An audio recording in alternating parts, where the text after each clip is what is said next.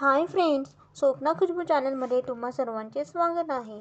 Friends, आजच्या व्हिडिओमध्ये आपण कथा कृष्ण आणि बाबरीची जाणून घेणार आहोत. त्याआधी तुम्ही जर चॅनलवर नवीन असाल तर चॅनलला सबस्क्राईब करा.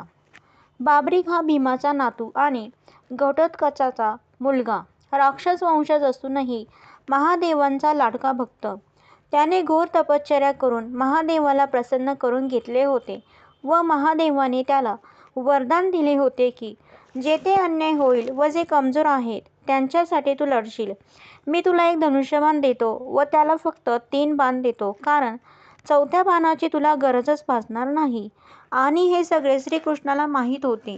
एका बाणाने इतका पराक्रम दाखवला तर अजून 2 बाणाने काय करेल, म्हणून त्याला पहिल्या बाणांच्या वारानंतर श्रीकृष्णाने मारून टाकले. मग काय, इकडे कौरव व पांडवांचे युद्ध सुरू झाले. दोन्हीकडचेही खूप शिपाई मेले, भरपूर नुकसान झाले. एक एक वीर शूर मरायला लागले. जेव्हा युद्धात घटोत्कचाचा मृत्यू होतो तेव्हा त्याचा पुत्र बार्बरिक रागावैतागात युद्धभूमीवर जातो, पण तेव्हा त्यांच्या लक्षात येते की येथे कौरव कमजोर दिसत आहेत आणि मी कमजोराच्या बाजूनेच लढणार, हे श्रीकृष्णाच्या लक्षात येते व श्रीकृष्ण म्हणतात, हे बार्बरिक, तू तर खूप शूरवीर आहेस असे मला कळाले आहे, पण तू या युद्धात म्हणे कौरवांच्या बाजूने लढणार आहेस.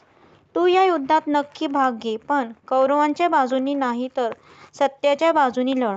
ज्यांनी तुझ्या वडिलांना मारले, तुझ्या आजोबांना मारण्याचा प्रयत्न केला होता आणि तू त्यांना सोडून आपल्याच पूर्वजांना नष्ट करणार का? बार्बरिक म्हणतो.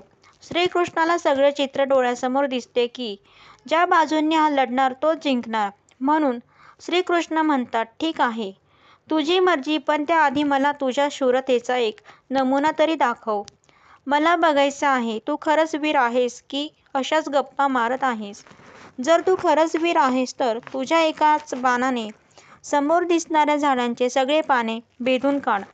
तेव्हा बार्बरिक धनुष्यबाण हातात घेऊन महादेवाची प्रार्थना करून समोरच्या झाडाचे सगळे पान भेदून तो बाण श्रीकृष्णाच्या पायापाशी गोल गोल फिरत असतो.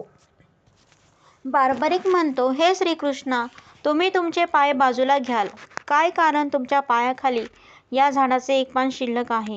तुम्ही पाय बाजूला नाही घेतला तर माझा बाण तुमच्या पायाच्या आरपार निघून खालच्या पानावर लागू शकतो. श्रीकृष्ण पाय काढतात आणि तो बाण जमिनीत खड्डा पाडून परत बार्बरिकच्या हातात वापस जातो. श्रीकृष्णाला चिंता वाटते. आपण एक पान मुद्दाम पायाखाली लपवून ठेवले होते, तेही त्याच्या बाणाने सोडले नाही. बार्बरिक म्हणतो, तुम्ही कोण आहात? तुम्ही कोणी सर्वसाधारण मनुष्य नक्कीच नाही आहात. तेव्हा श्रीकृष्ण विशाल रूप धारण करून त्याला दर्शन देतात. तो श्रीकृष्णाचे विष्णू रूपातले विशाल रूप बघून धन्य होतो व श्रीकृष्णाला विचारतो, मी आता काय करू तर? श्रीकृष्ण म्हणतात, तू धर्माच्या आड येत आहेस, त्यामुळे तुला तुझा देह त्याग करावा लागेल. तेव्हा बार्बरिक म्हणतो, मला तुम्हीच तुमच्या हाताने मुक्ती द्यावी ही माझी इच्छा व विनंती आहे प्रभू. पण माझी एक अट आहे, मला हे पूर्ण युद्ध बघायचे आहे. श्रीकृष्ण म्हणतात, ठीक आहे, मी सुदर्शन चक्राने तुझे मुंडके उडवतो. हे मुंडके जेथे जे झाड आहेत त्यातल्या सगळ्यात मोठ्या व उंच झाडावर जाऊन लटकेल व तुला संपूर्ण युद्ध बघायला मिळेल. तसेच घडते व परत युद्ध सुरू होते. कितीतरी सैनिक मरतात, कितीतरी वीर पुरुष मरतात. शेवटी असत्यावर सत्याची जीत होते.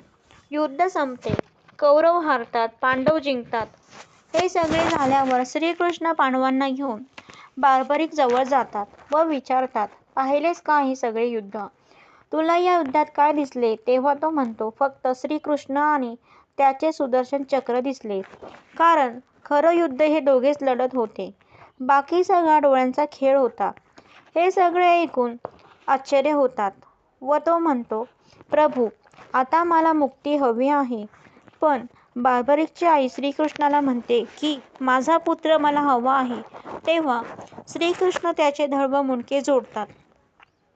तेव्हा सगळ्यांना खूप आनंद होतो. पण बार्बरिक म्हणतो, मला परिवार, राजगादी काही नको. मी तपश्चर्या करायला निघून जाणार, कारण हे युद्ध राजगादी राज्य मिळवण्यासाठी घडले. भाऊभावांचा वैरी झाला, त्यामुळे मला हे काही नको.